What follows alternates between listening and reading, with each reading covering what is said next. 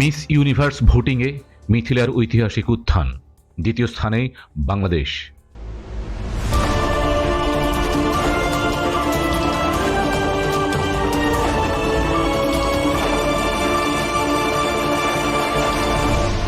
Channel CB। আসসালামু আলাইকুম প্রিয় দর্শক, মিস ইউনিভার্সের মঞ্চ থেকে বাংলাদেশের জন্য এক বিশাল আনন্দের খবর নিয়ে আজ হাজির হয়েছি আমরা। ৭৪তম মিস ইউনিভার্স প্রতিযোগিতা অনুষ্ঠিত হচ্ছে থাইল্যান্ডে, যেখানে বিশ্বের ১২১টি দেশের প্রতিযোগীরা অংশ নিয়েছেন। আর সেখানেই আমাদের দেশের নাম উজ্জ্বল করেছে মিস ইউনিভার্স বাংলাদেশ টাঙ্গিয়া জামান মিথিলা। এই প্রতিযোগিতায় ইতিমধ্যেই শুরু হয়ে গেছে একাধিক বিভাগে ভোটিং, আর সেই ভোটিংয়ের পিপলস চয়েস ক্যাটাগরিতে এক ঐতিহাসিক উত্থান ঘটিয়েছে মিথিলা। বুধবার রাত ৮টা পর্যন্ত পাওয়া খবরে জানা গিয়েছে ১,৯২,৩১৩টি ভোট নিয়ে মিথিলা উঠে এসেছিলেন তৃতীয় স্থানে। প্রথম ও দ্বিতীয় স্থানে ছিল ফিলিপাইন্স এবং চিলির প্রতিযোগীরা, কিন্তু এরপরে কয়েক ঘন্টাতেই ঘটল নাটকীয় পরিবর্তন। গভীর রাতে মিথিলা আরও এক ধাপ উপরে উঠে আসেন এবং বৃহস্পতিবার ভোরের দিকে তাকে দেখা যায় স্বপ্নের দ্বিতীয় স্থানে। ১৯ নভেম্বর পর্যন্ত চলবে এই ভোটিং পর্ব।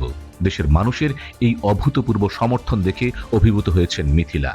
তবে শুধু পিপলস চয়েস ক্যাটাগরিতেই নয়, মিথিলা অন্যান্য বিভাগেও দারুণ পারফর্ম করছেন। তিনি প্রথম আলোকে জানিয়েছেন, চূড়ান্ত বিজয়ী নির্বাচন নির্ভর করে পাবলিক ভোট এবং বিচারকদের সিদ্ধান্তের উপর।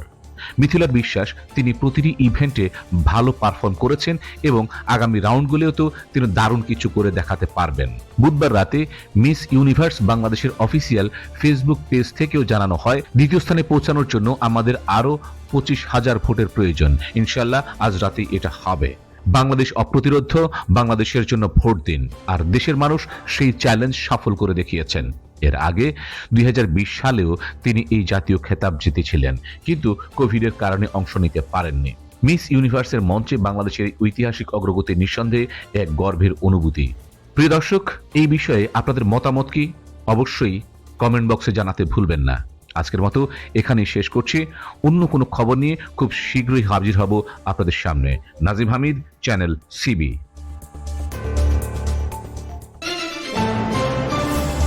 Subscribe now for daily news and updates.